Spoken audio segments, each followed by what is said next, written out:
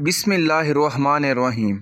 اصحاب کہف کا واقعہ حضرت عیسیٰ علیہ السلام کے زمانے کا ہے۔ حضرت عیسیٰ علیہ السلام کے آسمان پر اٹھا لے جانے کے بعد عیسائیوں کا حال بے حد خراب اور نہایت خراب ہو گیا۔ یہ لوگ بت پرستی کرنے لگے اور لوگوں کو بھی بت پرستی پر مجبور کرنے لگے۔ خصوصاً ان کا ایک بادشاہ دقیانوس تو اس قدر ظالم تھا کہ جو شخص بت پرستی سے انکار کرتا تھا اسی کو قتل کر ڈالتا تھا۔ اصحاب کہف شہر افسوس کے شرفاء تھے جو بادشاہ کے معزز درباری بھی تھے، مگر یہ لوگ صاحب ایمان اور بت پرستی سے انتہائی بیزار تھے۔ دقیانوس کے ظلم و جبر سے پریشان ہو کر یہ لوگ اپنا ایمان بچانے کے لیے اس کے دربار سے بھاگ نکلے اور قریب کے پہاڑ کے ایک غار میں پناہ گزیر ہوئے۔ سو گئے تو 300 برس سے زیادہ عرصے تک اسی حال میں سوتے رہے۔ اللہ تعالیٰ نے ان کا ذکر سورۃ الکہف میں کیا ہے۔ دقیانوس نے جب ان لوگوں کی تلاش کرایا تو معلوم ہوا کہ یہ لوگ غار کے اندر ہیں، تو وہ بے حد غصہ ہوا اور اپنے غضب سے پھٹ پڑا اور حکم دیا کہ ایک سنگین دیوار اٹھا کر بند کر دیا جائے۔ ان لوگوں کو ایک غار کے اندر اس کی باہری دیوار کھڑی کر کے اندر ان کو بند کر دیا جائے تاکہ یہ لوگ اندر ہی رہ کر مر جائیں اور وہی غار ان لوگوں کی قبر بن جائے۔ مگر دقیانوس نے جس شخص کے سپرد یہ کام کیا تھا وہ بہت نیک دل اور صاحب ایمان آدمی تھا۔ اس نے اصحاب کہف کے نام، ان کی تعداد اور ان کا پورا واقعہ ایک تختی پر لکھ کر صندوق میں ڈال کر اندر کی دیوار کی بنیادوں میں رکھ دیا اور اسی طرح ایک تختی شاہی خزانے میں بھی محفوظ کر دی۔ کچھ دنوں بعد دقیانوس بادشاہ مر گیا، سلطنتیں بدلتی گئیں، کئی صدیاں گزر گئیں، یہاں تک کہ ایک نیک دل بادشاہ کئی صدیوں بعد آیا۔ اس انصاف پسند بادشاہ کا نام بیدروس تھا۔ تخت نشین ہوا، 68 سال تک شان و شوکت کے ساتھ حکومت کی۔ اس کے دور میں مذہبی فرقہ بندی شروع ہو گئی اور بعض لوگ مرنے کے بعد اٹھنے اور قیامت سے انکار کرنے لگے۔ قوم کا یہ حال دیکھ کر بادشاہ بہت پریشان ہوا اور غم و رنج میں ڈوب گیا، اور وہ تنہائی میں ایک مکان کے اندر بند ہو کر خدا کے دربار سے نہایت بے قراری کے ساتھ آرزو کی دعائیں مانگنے لگا کہ یا اللہ ایسی کوئی نشانی ظاہر کر تاکہ لوگوں کو مرنے کے بعد زندہ اٹھنے اور قیامت کا یقین ہو جائے۔ بادشاہ کی یہ دعا مقبول ہو گئی اور اچانک بکریوں کے ایک چرواہے نے اپنی بکریوں کو ٹھہرانے کے لیے اسی غار کو منتخب کیا جس میں اصحاب کہف 300 سال تک سو رہے تھے، اور دیوار کو گرا دیا۔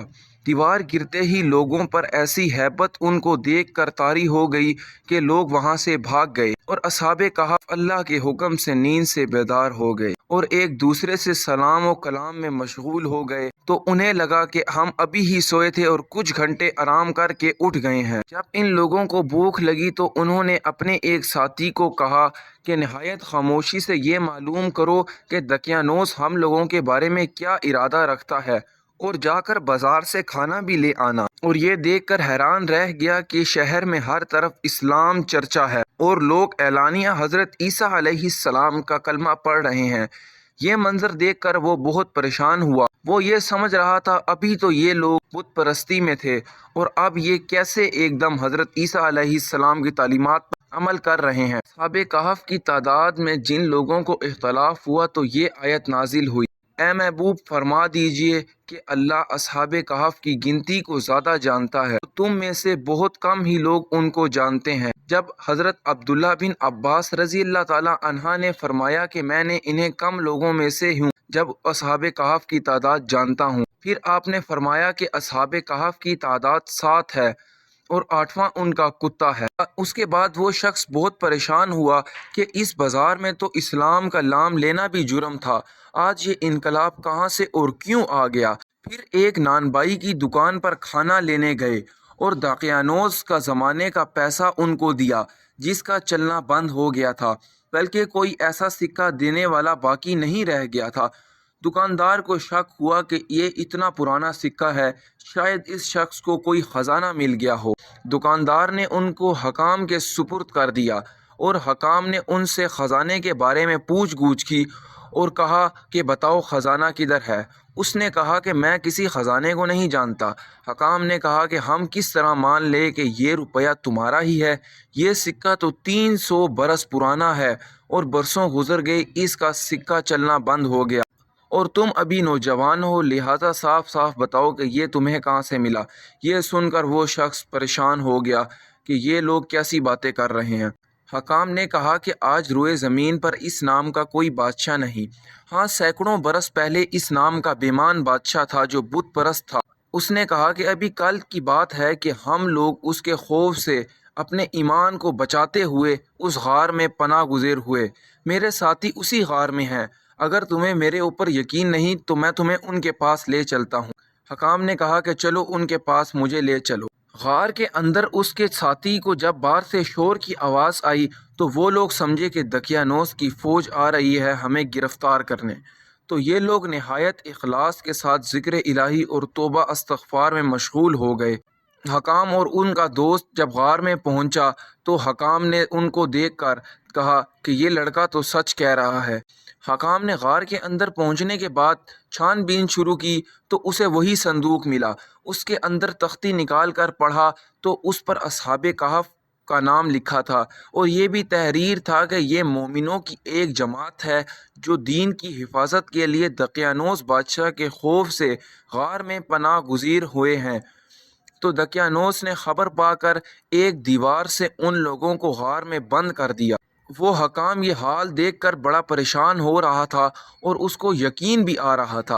اس تختی میں لکھا تھا جب کبھی بھی یہ غار کھلے تو لوگ اصحاب کہف اس نے اس تختی پر لکھا تھا جب کبھی بھی یہ غار کھلے تو اصحاب کہف کے حال کو بتانا۔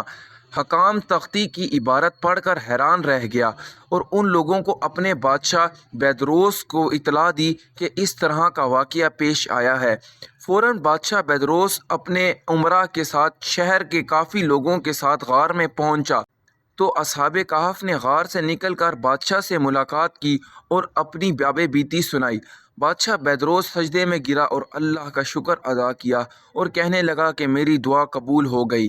میں نے اللہ سے یہی مانگا تھا کہ ایسی نشانی ظاہر فرما کہ جس سے موت کے بعد زندہ ہو کر اٹھنے کا ہر شخص کو یقین ہو جائے۔ اصحاب کہف بادشاہ کو دعائیں دینے لگے، اللہ تیری بادشاہت کی حفاظت فرمائے، اب ہم تمہیں اللہ کے سپرد کرتے ہیں۔ پھر اصحاب کہف نے السلام علیکم کہا اور غار کے اندر چلے گئے اور سو گئے۔ اور اللہ تعالیٰ نے اپنی قدرت کے جو جوہر دکھائے وہ یہ ہیں کہ اللہ نے ان اصحاب کہف کو نیند کی حالت میں ہی وفات طاری کی۔ بادشاہ